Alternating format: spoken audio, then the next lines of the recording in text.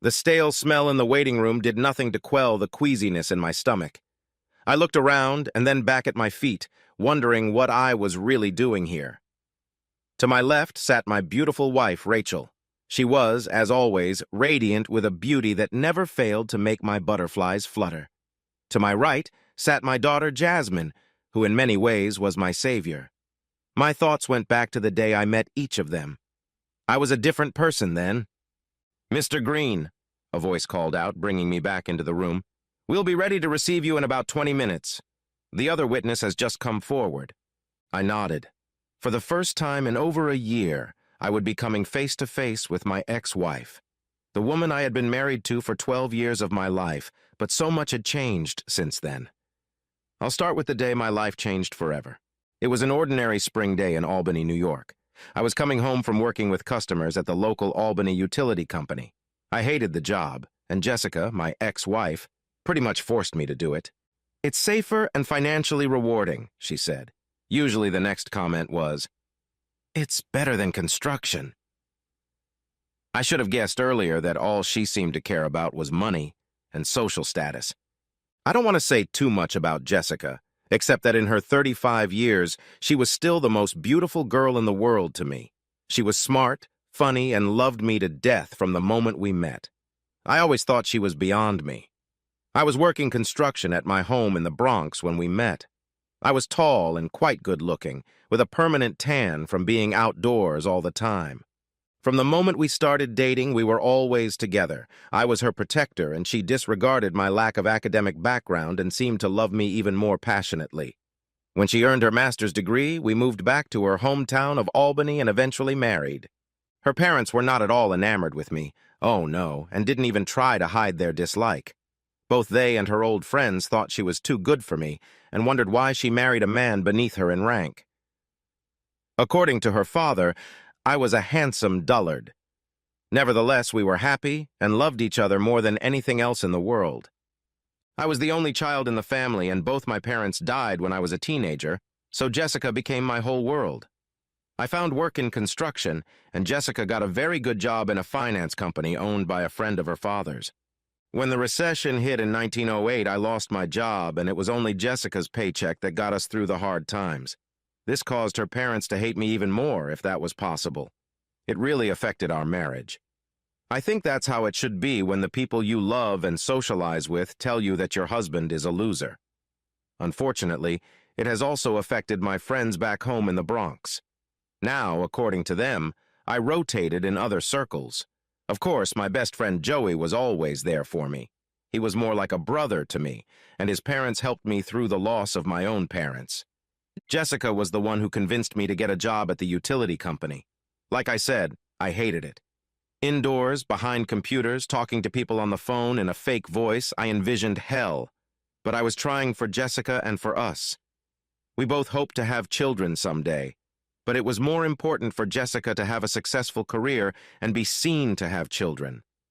Image, wealth, and status didn't really bother me, but I did everything Jessica wanted me to do, and even tried to be everything Jessica wanted me to be.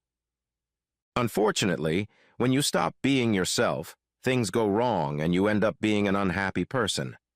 I was no longer the cheerful construction worker from the Bronx who loved to have fun and be around people. I became depressed almost every day, gained weight, stopped grooming myself, and rarely socialized, if at all. Yes, I was an overweight office worker married to a successful financial analyst who attended fancy dinners and cocktail parties with Albany's elite. I wasn't one of them. They knew, and I knew it. I pulled into the driveway of our house and was surprised to see Jessica's car in the garage. I got out of the car and headed toward the house with a sense of impending dread. I didn't know why, but when I entered the kitchen, Jessica was sitting at the table with a serious but confident look. She had some papers in front of her, and when I was about to speak, she interrupted me. "Mikey, we need to talk." Those famous words came down on me like a ton of bricks. I could see she was a little nervous, but there were no tears on her face when I sat down. "What's wrong, baby?" I asked. "Is everything okay?" She pulled herself together, cleared her throat like she was preparing for a big speech. "I'm sorry, Michael, but I want a divorce," she said clearly and calmly. My heart dropped and my stomach clenched into a lump. I was at a loss for words when I felt someone run a hand down my chest and grab my heart. That horrible feeling of sudden loss that I had experienced twice before was the worst feeling you can imagine. It spreads through your body like a virus. I looked at her, and with a tremor in my voice, I squeezed out, "Why?" I stuttered. "I fell in love with someone else," she said, looking at me without a shadow of pity. I was shocked, but strangely, I didn't feel shocked. The old Mikey Green would have caused chaos, but he no longer existed. Jessica had taken care of that. I was just a shell of the man I used to be, and here she was, finishing me off with one last sword stroke. "How long?" I said hoarsely. 4 months. When I just stared at her, she said, "But now I want us to be together and get married," she said without thinking about my feelings. I was looking at a woman I no longer recognized, and in the reflection, she was looking at a man she no longer recognized. "I don't want to know the details, but I want to know why," I said finally, dreading what her answer might be. She, wasting no time, replied, "Look at you, Mikey. You're not the man I married. You're overweight. You've been unshaven for years. And when was the last time you got a decent haircut or bought new clothes?" She said in what must have been a burst of long-contained emotion, "You're just a shell of the man I fell in love with. And let's be honest, you've never been on my intellectual level, have you?" she said mockingly. "God knows how many times I've had to defend you to my parents, friends, and co-workers over the past 10 years, explaining to them why we got married in the first place." She continued, "And I suddenly wondered where the girl I'd fallen in love with had disappeared to, and who this heartless creature sitting in front of me was. And rich. I mean, my new man is younger than you, fit, attractive, has a successful business and a big house near Mom and Dad in Loudonville." Each new word she spoke was like a dagger piercing my body. "Do I know him?" I asked timidly. "He runs a gardening company that operates in the neighborhood. At the moment he's self-employed, but we want to expand the business together," she added as I continued to remain silent. Finally, she finished and just sat there, waiting for the next question, no doubt to aggravate me even more. When I remained silent, she slid the papers toward me. "Dad and his lawyer helped me draw up the divorce papers. I think it's a good deal for you. Considering I've paid off most of the mortgage, Dad recommended a 70/30th split of the house in my favor, which we can sell since I'm going to move in with Rich. I just looked at her and she continued, "I think a 50/50th split of our savings would be fair, and I won't be asking for alimony, although I'm sure I could fight for something if I wanted to." Now I could clearly hear the arrogance and anger in her voice. How could I have overlooked it all these years? I felt like a fool, and she probably thought I'd always been that way. "Let's be honest, Mikey. I make a lot more money than you do, and my new boyfriend makes a lot too, so I won't touch your retirement fund if you sign the papers and don't argue with me about anything." She suddenly stopped talking when I looked her straight in the eye. She must have seen a glimpse of the old Mikey because she swallowed hard. I grabbed a pen and signed my name for 12 years together. I got up from the table, went to our bedroom, gathered my things, and came back. She was sitting at the table looking through papers when I walked past her out the door and disappeared from her life. "What did she say?" shouted Joey. "She's LOL?" To me, Joey is my family, and unfortunately I have neglected him over the past few years. But as true brothers, we are able to overcome any wrongdoings and will always be there for each other in times of need. While we were discussing what happened, I heard someone in the background and Joey trying to silence them. "Is that Helen?" I asked. "What's she saying?" "Yes, Mikey. She said good riddance to that stuck-up bitch." Joey and Helen had what is called a no-filter attitude. What you see is what you get, and God, I miss that. That's how I used to be. "Hey, Mikey. I have a friend of Helen's who does debtor investigations for local companies. I could have him run a background check on this guy for you. You know, see if the asshole is legit and all that?" he asked in his usual boorish manner. "I don't really care, buddy," I said dejectedly. "This guy is setting you up, stealing your wife, and you just sit back and take it. Fuck, Mikey. She really turned you into a wuss." he said, raising his voice. Damn, that hurt, and Joey must have realized it too. I'm sorry, bro. I'm mad as hell, and I wish you were too, he said in an apologetic tone. It's okay, Joey. I mean, you're right and all. Do what you want, I said. I told him the few details I had about this new guy. He was the gardener next door, so it wasn't that hard to get more information if Helen's acquaintance wanted it.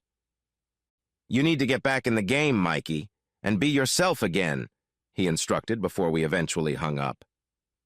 After hanging up, I leaned back on the cheap motel bed and stared at the fan whirring under the ceiling. I was dizzy and trying to make sense of everything that had happened in my life, not just in the last few hours, but in the last 12 years. Sleep wasn't coming to me, so I grabbed the bottle of Jack Daniels that was on the table and drank straight from the neck. Over the next few weeks, I did the same thing. Often I would show up sick to work or come in drunk and smell of booze, causing me to be sent home. Everyone in the office looked up to me. Snide comments were shared behind my back, and I felt like I was watching myself from above, just participating in life. I was recommended to see a doctor, and while that helped, quitting my job gave me more time to reflect on the past. I never made it to the Jones and Brown office to finalize the divorce. A letter was sent to my office because no one knew where I was and no one was going to bother looking. I knew that for sure. The letter contained a divorce agreement and a check for $175,000. That was my share of the house, savings, and household assets.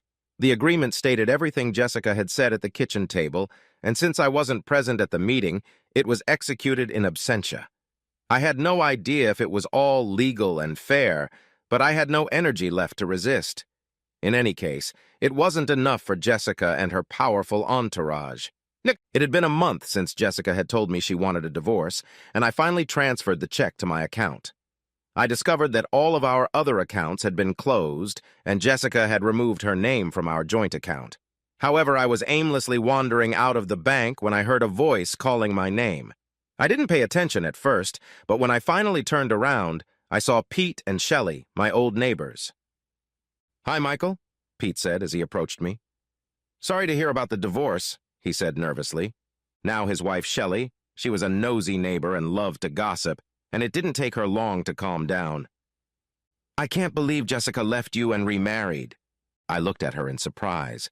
I seemed to remember Jessica saying that she wanted to marry this guy, but I was in such a state of mind at the time that I forgot about it.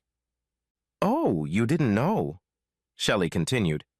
I had no idea, I said with an indifferent look on my face.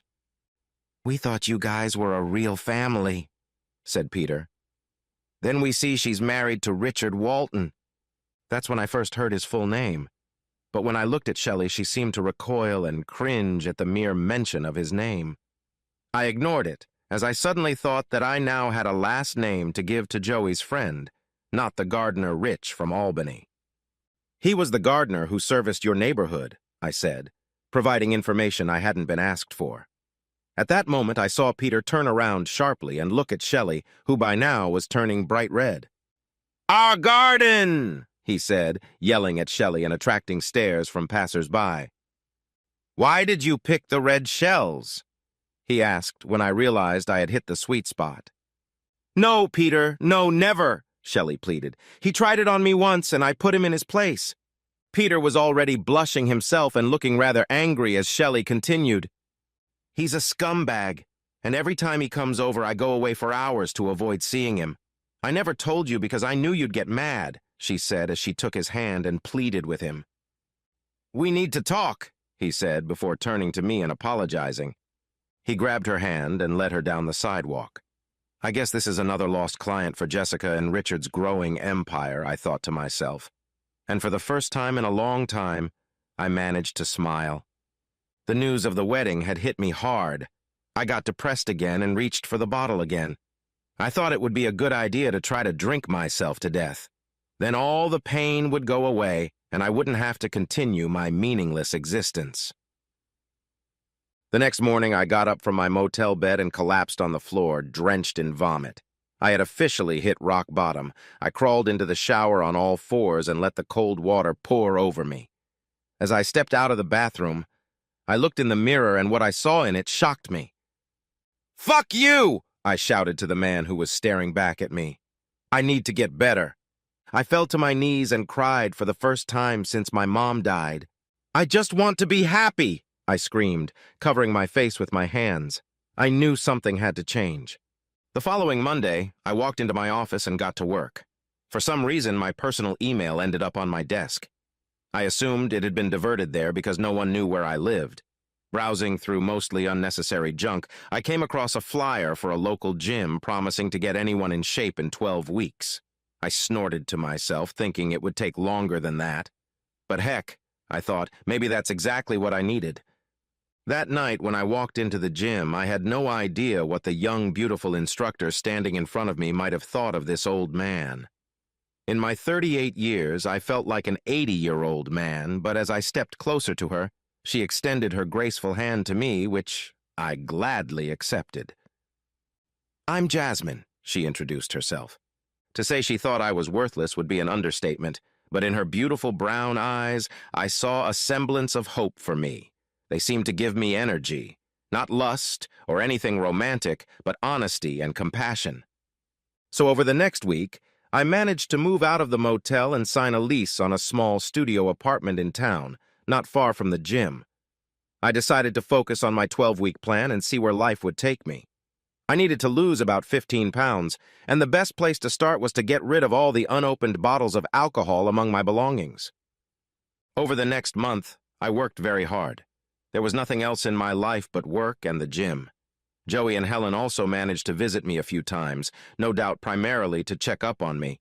But by the end of the month, and thanks to Jasmine's continued support, I had already lost 5 pounds. Thanks to spending almost every day at the gym, I got to know Jasmine much better. One evening after my class, she agreed to have coffee with me, and I learned a little about her life. She was raised by a single mom and was attending a local college to become a full-time fitness trainer and nutritionist. She certainly knew her stuff, and I developed an even greater sympathy for her. I told her about my recent divorce and my former life in the Bronx. I admitted to her that I had hit rock bottom before I joined the gym and met her. I tried my best not to sound like a desperate scumbag, but she was beyond her years in terms of compassion and emotional maturity. It wasn't until a few sessions later when I stepped out of the shower and met her that I was stunned. Jasmine was talking to a woman who at first glance looked like her sister. I know it sounds corny, but it's true. Jasmine noticed me looking at her and walked over to me before I could turn and walk away. "Michael, this is my mom, Rachel," she said, smiling as Rachel held out her hand to me. Our gazes met, and I felt a wave of embarrassment wash over me. My stomach twisted, and I was truly at a loss for words. The silence was getting awkward. "That means he likes you, Mom," Jasmine said with a laugh, saving me from that. "He's quiet when he likes someone," she added, as if she'd known me all her life. The truth is, I wasn't always a quiet, shy, and unassuming person. Years of what I now consider emotional abuse will do that to you. Jasmine left to gather her things, and Rachel and I got to talking. When Jasmine returned, she invited me across the street for dinner. I was hesitant at first, but her persistence made it hard to say no. I imagined that if she had a father, she would have circled him. At dinner, Rachel was so cordial and sweet. I immediately realized that the apple didn't fall far from the tree, and as the evening progressed, I relaxed in their company. There was no need to put on a show or act pretentious with them. They weren't people who thought they were better than anyone else. Rachel made a lot of jokes, and that put me at ease. We briefly touched on our past, and I guessed that Jasmine had told her mother about my life. I left that night feeling better than I had in months or even years. I even had Rachel's number written down in my phone after she agreed, or should I say insisted, to finally sort out the mess in my head. I resisted at first, but since Rachel was a hairdresser, I gave in. This elicited the sweetest laugh I've ever heard from a woman. For the next couple months, Rachel and I were inseparable. When we finally made love, the passion was intense and full of love, and it felt perfect every time. From then on, all I could think about was her. And finally, my heart ached for another woman. I knew we shouldn't rush into it because I didn't want her to think she was some sort of backlash against Jessica. We wanted to make sure our feelings for each other were real. We had both been treated unfairly in life, so trust was very important to both of us. Eventually, I took her back to my hometown where Joey and Helen immediately fell in love with her. One evening, Helen took me aside in the kitchen and said, "This is the woman for you, Mikey. Don't let her go." I assured her there was no chance of that. "Really? I don't believe you. 0.80 kilograms. Really?" I said excitedly. "Yes, exactly 80, Jasmine confirmed. "You're back to your ideal weight." "Daddy," she said, laughing at her new name for me. I was so proud of myself and so grateful to Jasmine and Rachel for helping me achieve this. My new haircut, as well as giving up my beard, must have contributed to some of the weight loss, I thought. One day, Rachel convinced me to get a clean shave so she could see my face. I laughed at the suggestion. I just hoped she wouldn't be put off by the man. Fortunately, that wasn't the case. So I was over the moon. I felt like a weight had been lifted off my shoulders. I'd achieved what I'd set out to do. I looked great and felt great. That was the attitude I had when I worked on a construction site in New York. I headed towards Rachel's house feeling over the moon. When I walked through the door, I was greeted by a worried and pale Rachel. The look of worry on her face gave me a sense of déjà vu. "What's wrong, baby?" I asked nervously, and I got that bad feeling again. "We need to talk," she said. Suddenly, I felt the walls shrinking around me. The familiar sensation returned, and nausea came up to my throat. "Okay," I said, as Rachel took my hand and sat me down. "Look, Rachel, if you're going to break up with me, just make it quick so I can get out of here," I said sharply as she recoiled in shock. "No, honey," she replied, squeezing my hand tighter and pulling me slightly to her. "I don't know how to say this because I don't want you to be mad at me." My feeling of dread didn't go away. "I'm pregnant," she announced hesitantly. I was shocked. We were silent for a few seconds, and her beautiful face crinkled as she tried to gauge my reaction. I rose to my feet and stepped back a few steps. I turned back to her, looking worried and ready to cry.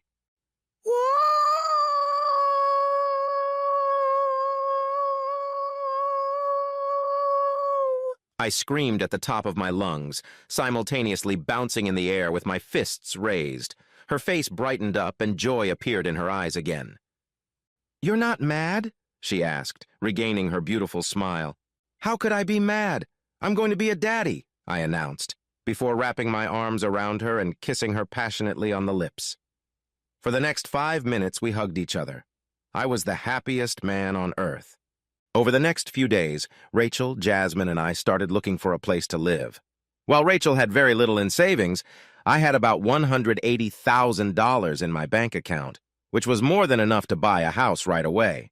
It took less than a week to find a beautiful 5-bedroom colonial-style house in Pine Hills. It was in need of renovation, which deterred other buyers, but given my construction experience, I was excited about its potential. Our offer was accepted, which meant we didn't need to take out a mortgage. The day we moved into our new home, I got down on one knee and proposed to Rachel. I knew it was quick, but I loved her so much, and she was my one and only. She said yes, and I wish I could say we've lived happily ever after since, but that wouldn't touch the reason I'm sitting here in this courthouse. Just to be clear, I'm not being charged with anything. So a couple weeks after moving into our new house, I got a call from Joey. It was, to say the least, an amazing experience. I had completely forgotten that Joey had asked Helen's co-worker to look into my ex-wife's new husband, and frankly, Joey had done the same. If it had gone on for months, I had no idea what it would have cost me, and frankly, I didn't even want to know what he'd found out. Nevertheless, Joey was beyond excited and just had to tell me about his findings. I was silent as Joey began to speak. "It all looks like a house of cards, Mikey," he said, laughing. "Helen's acquaintance did some digging, and after you gave us your full name, that set things in motion. Turns out the IRS and the feds were knocked off their feet." "Wait, what?" I shouted, thinking I had missed most of the story. "What do you mean the feds got knocked down?" "Just listen to this, Mikey. Just listen to this," he said, trying to calm me down. "Jessica is listed as a director of a gardening company he owns, and she's in debt, Mikey. I mean serious debt, and that's just the beginning. The house he owned is now registered in Jessica's name and is worth over $1 million. But the mortgage payments are made through a company called Richwall Enterprises. That company owns the house and the business. Jessica and Richard are listed as joint co-owners, and it only started 6 months ago, probably right after they got married. I struggled to keep up and knew Joey was doing his best to pass on what Helen had apparently told him. Helen's acquaintance had alerted the IRS, who, by the way, would pay his bill. I was glad to hear that I wasn't going to be put on hold for a huge bill. Anyway, the IRS investigated Richard Walton and found out that he was on their wanted list. They had a picture of him. "So he's a crook?" I said, stating the obvious. "Oh yes, Mikey, but wait till you hear what happened next," he said, teasing me. "Well, this investigation has gotten the attention of some big corporation in Charlotte." "North Carolina?" I put in. "Yes," Joey said excitedly. "The owner of the corporation's name is Davis Nolan, and he has a daughter, Julia Reed. She is currently living separately from her husband, Kyle Reed. They have 2 children together, and..." By this point, I was seriously confused. "Go on, Joey," I said irritably. "Listen carefully, kid," he said, panting. "Well, it turns out that Kyle Reed is Richard Walton." "What?" I shouted into the tube, and Joey's ears must have been ringing. Not that he cared. He was too busy bursting out laughing. "Yeah, and they're still legally married. I think they call him a bigamist, but that's not the most important thing," he said, leaving me to wait for him to continue. This was starting to resemble a Hollywood movie. "Well, the FBI got involved, and it turned out that this guy had 2 prior convictions. He was in prison, I think, for drugs and burglary. Mr. Nolan managed to get a reduced sentence on the second one. Apparently, he's a powerful man. Anyway, the feds investigated, and this guy, Kyle Richard, made contact with another suspect they were looking for in connection with drug trafficking offenses." My thoughts went back to Jessica, her friends and family. I just pictured their faces when they heard the news. I started to smile. "There's more, Mikey. The FBI and the IRS joined forces and apprehended this guy. They found him in a warehouse near his home, and the answer to the question of how a man mired in debt could afford $1 million house and live a lavish lifestyle became crystal clear." "How, Joey? How?" "I'm hooked. They found heroin, ecstasy, and stolen goods in his apartment and truck. They really think he was going to run again. There were suitcases of clothes and other things in his truck." I started laughing, and Rachel joined me on the couch, shaking her head and laughing too. She had no idea what she was laughing at or what made me so happy. "So what about Jessica?" I asked, and Rachel abruptly turned around and looked at me. I covered the phone with my hand and whispered to her. "You're not going to believe this," I said with a shake of my head and left her hanging. Joey kept talking as I brought the tube to my ear. "She had been arrested. Her parents have somehow managed to keep it from the press, but I expect it to be front-page news in the next few days. After all, it's big news," he said. In fact, I think Joey was more excited than I was because, honestly, any feelings I had for Jessica, whether it was the illness or anything else, were gone. I took Rachel's hand and squeezed it, just to confirm that fact.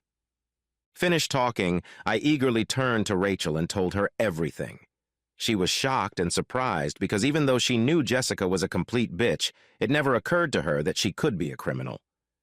All I could think about was what her parents, family, and the so-called social elite thought of her. Poor old Daddy had a daughter who was a deluded criminal, and that couldn't hurt at the country club. I laughed involuntarily to myself, and Rachel realized what I was thinking and laughed with me.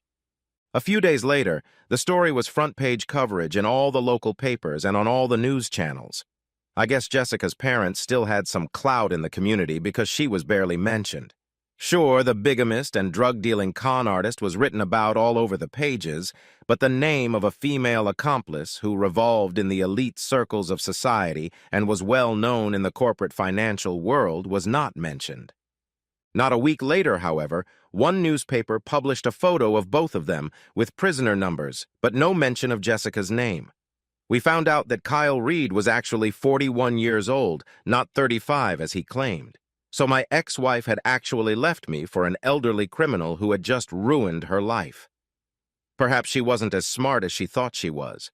I was just shocked to see my ex-wife. I had to look back several times to recognize her. She looked like a shadow of the confident and arrogant woman who had left me almost 8 months ago.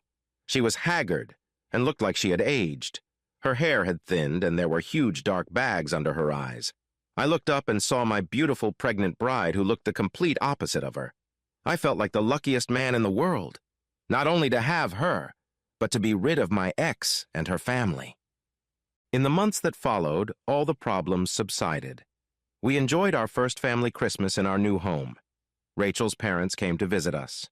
Helen and Joey stopped by for a visit, and I was surprised to see several of my old friends I had worked with on the construction site get back in touch. They had fallen in love with Rachel, too, and they were the ones who persuaded me to get back into construction work. Rachel and Jasmine agreed with them, which is another reason I love them. In the new year, I quit my job and became a self-employed entrepreneur. I worked on construction sites, but I also did a little work around the neighborhood. Ironically, I also started getting a lot of requests to work in the garden in many neighborhoods. I was even surprised when Peter and Shelley contacted me, but only if I promised not to try anything on Shelley. I gave them my word. In March, Rachel gave birth to our twins, Alex and Sophia. In April, we were married in a small ceremony in Albany. It had been a little over a year since my divorce from Jessica, and to think how much had happened in that time was just amazing. Sadly, however, that wasn't the last time I saw her. My new perfect life was going so well until quite unexpectedly a visitor knocked on my door. His name was Andrew Brown from the law firm of Jones and Brown, who was defending Miss Jessica Walker in her upcoming lawsuit. I was surprised that she went back to her maiden name. Of course, Mom and Dad wouldn't like Walker's good name being dragged through the mud. Mr. Brown, making himself comfortable in my house, said, "We'd like you to give a good characterization of Jessica. I mean, Miss Walker," he offered candidly. I laughed. "Why would I do that?" I replied. "Well, before your divorce, you knew Miss Walker better than anyone else. You know she's law-abiding and would never get involved in any criminal endeavors, right?"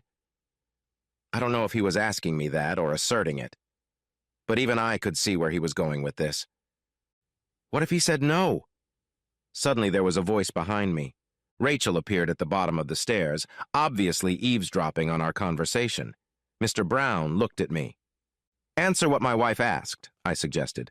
"Well, we can serve a subpoena and make you appear. If you still don't show up, we can charge you and throw you in jail," he said in a threatening tone. My first reaction was to punch him in the face and throw him headfirst out the door.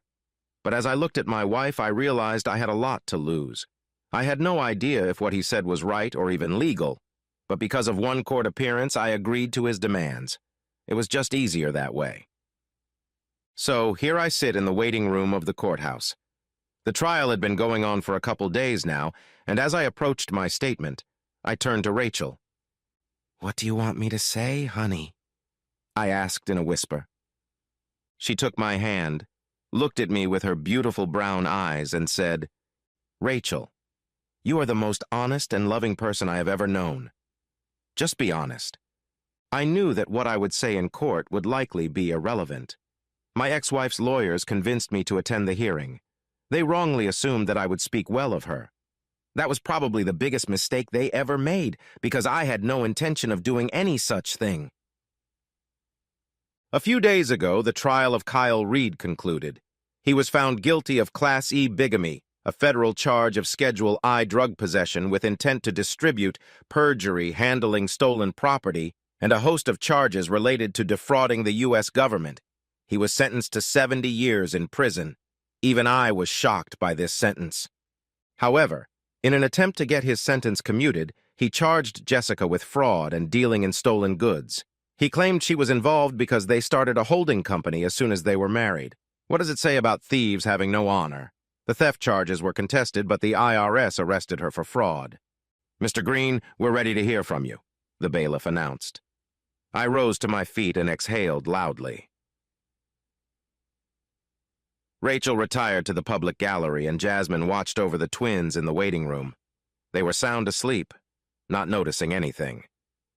In the courtroom, my name was announced, and as I approached the podium, I felt the stares of the entire room on me. It was a strange atmosphere. When I took my seat, several people awed, especially those sitting behind the defendant. As I was being sworn in, I turned to face the audience, and for the first time in over a year, I saw Jessica in person. She was dressed in an orange prison uniform and surrounded on either side by a defense team assembled from wealthy people. She was looking at her feet, but I met my gaze with her parents, and then a few of her friends who were sitting behind her. I noticed a couple people who looked at me and with just one lip said, "Wow." The irony of now looking down on them from the witness stand did not escape me. Throughout our marriage, they all looked down on me. Now we had reversed roles. Andrew Brown rose to his feet and began to speak. "Thank you for coming today, Mr. Green," he said. "Well, I didn't have much choice, did I, Mr. Brown?" I replied, looking down at him. He flinched at my tone, and all eyes turned to him to see what his answer would be. At that moment, Jessica finally raised her head and looked in my direction. Her eyes went wide and her jaw dropped open. She suddenly burst into tears, causing everyone to turn around and look at her. The realization must have hit her that the man she had fallen in love with was back, and the man she had created was gone. She was now inconsolable when the judge asked her attorney if he needed a moment to speak to her. He ignored his offer and continued. "Mr. Green, as the defendant's ex-husband, whom my client admittedly treated very well in the divorce, do you agree that the charges against her surprised even you?" he asked, without waiting for an objection from the prosecutor. I was very shocked. "But as far as her treating me well in the divorce, I think you and I have different views on that," I replied confidently, as a whisper was heard from behind his back. "I'm pretty sure I saw Jessica's parents talking to someone on the team, while Jessica continued to sob. "Okay, Mr. Green, but can you say that in all the time you and the defendant have been together, she has always been an honest, hard-working, and law-abiding citizen?" he asked. "Well, she cheated on me for 4 months with a man she described as younger, more attractive, and successful, so we probably have our own ideas of honesty again," I replied. I was beginning to think that at this point her lawyers realized they may have made a mistake. Remember, all he did was threaten to drag me to trial, and I didn't have to paint the image of the perfect, innocent woman. I was just being honest, like Rachel advised. "But agree that you were neglecting yourself physically and intellectually at the time, so when someone better came along, could you really blame the accused for going further?" he said laconically. There was an almost unanimous chorus of disapproving groans from the bench and the prosecution, who obviously felt they were not really needed at the moment. The defense was digging my ex-wife's grave. The judge called order, giving me a chance to mull over my answer. "I agree that I have neglected certain aspects of my life. It was very hard to live with a woman who controlled my life and whose family and friends considered you beneath them. The defendant's father once called me a pretty dumbass," I said openly, and the look of shock and confusion on the defense's faces was so funny it's beyond words. At this point, Jessica just looked at me with pity in her eyes. I had nothing for her in return. "It could very well be Mr. Green, but there is nothing to indicate that the accused was ever involved in criminal activity. There is no evidence that during the years you were together she was dishonest or intended to commit fraud. She paid her bills, even yours, for a while, and never broke the law. Is that right?" he said, visibly agitated. "Objection." The prosecutor rose to her feet. "This is inadmissible, Your Honor. The witness is not here to prove that the defendant didn't commit a crime. This is a waste of the court's time. The judge said that the defense may rephrase the question." Mr. Brown looked puzzled, but coughed and continued his questioning. "Mr. Green, during the years you were together, the defendant was an honest person who paid all her bills, taxes, and mortgage. For a while, she even paid your bills, correct?" he stated. "Yes," I said, "but I have no idea what kind of person she's been for the last year." "Well, I guess we can assume," I said. "Objection," said Mr. Brown, looking at the judge. "What do you mean by objection, Mr. Brown?" "He's your witness," said the judge, trying not to laugh as half the courtroom erupted in laughter. The jury had to turn away. "Your Honor, it's obvious he's an abusive ex-husband who wants revenge on the woman who left him and moved on," he said, starting to get angry. The defense team was beyond worried. Jessica shifted her gaze from her parents to her attorney, tears streaming down her face. The judge spoke again. If he is the ex-husband, why did you call him as a witness? The prosecution just sat there, smiling at each other. Is it true that you are really a hardened man who just wants to see his ex-wife suffer? Mr. Brown asked after some silence. If this had happened 11 months ago, you might be right. But now I have nothing to regret. I may not be a very intelligent man, Your Honor, but I am an honest man. You're welcome, Mr. Green. Your wife. Ex-wife, Mr. Brown, I inserted. Okay. Your ex-wife leaves you for another man and you feel no bitterness or ill will toward her and her family? He questioned. No, as I said 11 months ago, perhaps you might have assumed that. But since then, I've found the most beautiful woman in the world, I said, looking around the public gallery and looking directly at Rachel. People followed my gaze until all eyes stopped on her. She picked me up, brought me back to life, and now I can call her my wife. She gave me 3 beautiful children. We have great friends, a wonderful family, a beautiful home, and a successful business. Who in the world would be sad about all that? I stated, never breaking eye contact with my beautiful wife. The smile never left my lips. She just looked back at me with a beaming smile and nodded her head. I turned around and saw that the defense looked tense, and Jessica's parents were looking at their hands. Jessica looked upset and sobbed when she caught my gaze. I said, "Thank you," with one lip, and she collapsed onto the table with her arms wrapped around herself. I was released and went back to my family. When I walked through the door, I heard a big commotion. Jessica was the center of it. She was yelling, "I'm sorry! I love you!" But whether that was addressed to me or not, I don't know, and frankly, I didn't care. Jessica was found guilty of conspiracy to commit a felony to defraud the U.S. government. I guess the court felt that Kyle Reed wasn't smart enough to do it alone. I read that these are sections 18, 371, 26, 7,201, and 7,206, 1 and 2. I had no idea what that meant. She was also found guilty of 5th-degree possession of stolen goods, which was apparently a Class A misdemeanor. She was sentenced to 6 years in prison. This also meant that upon release, she had no chance of pursuing a career in finance. For us, life is beautiful. The twins are getting bigger every day, and their smiles can dispel the clouds on even the gloomiest day, which I'm happy to report is not often. My business is thriving, and even Rachel now has a few clients who come to our home for hair and makeup treatments. Jasmine is finishing up her last year of college, which, by the way, I am now paying for. Well, it's the least I could do for her. I mean, she saved my life. You remember that?